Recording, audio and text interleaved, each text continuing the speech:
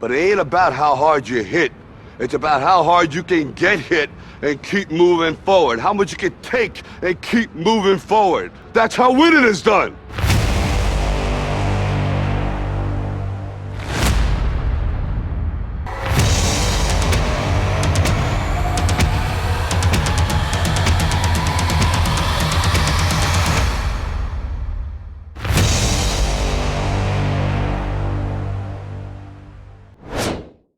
Naturally, it's not been the best track for us in terms of results and pace, but I do think that this year can be a little bit better. And of course, also the weather is coming into play with a bit of rain probably around, so you never know what's going to happen. This year has been harder, so I'm constantly challenging the guys on how many laps they want to give me here as opposed to later on in the session.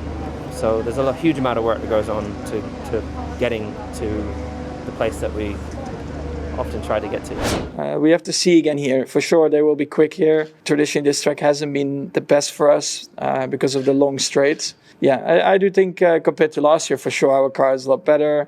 Our top speed is better. But how good it's going to be against them, it's a bit difficult to say. I mean, anyway, the weather doesn't look great for the whole weekend. It's going to be a bit... We have to wait and see how we're going to perform.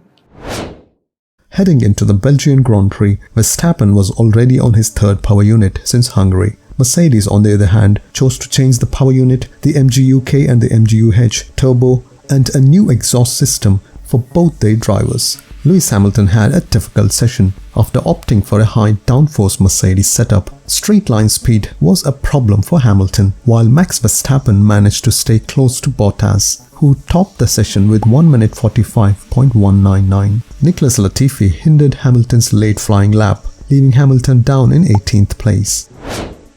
While Max recorded the quickest time, tragedy struck just 3 minutes before the finish. Verstappen lost the rear end of his car after Lacombe segment, causing him to crash. However, the local favourite put in a scorching lap early on, which was enough to secure him the top spot in FP2, despite not having the fastest final sector. Verstappen's flawless middle sector enabled him to finish 4 tenths ahead of Valtteri Bottas, who came in second. Lewis Hamilton, who had a tough time in the first practice session, came in third despite an impressive lap. He will need to get more speed out of his W12 to beat Verstappen.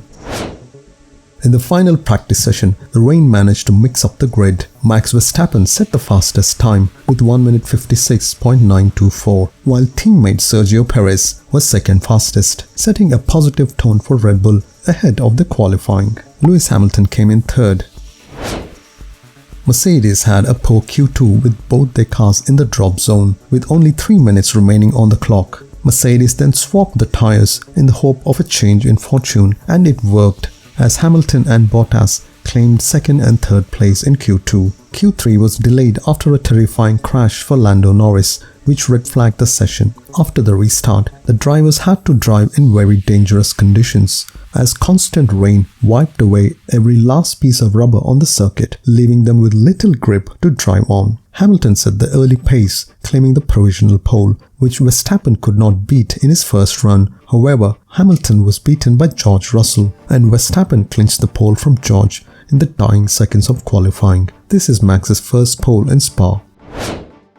After more than 3 hours of delay, primarily due to poor visibility in wet conditions, the race started behind the safety car for a couple of laps before being red flagged and eventually stopping the race after no signs of improvement. The top 10 are awarded half points, so the pole lap in qualifying became the absolute killer punch, which gave Verstappen his 6th victory of the season. The gap is now close to 3 points, and Hamilton still leads the Drivers' Championship.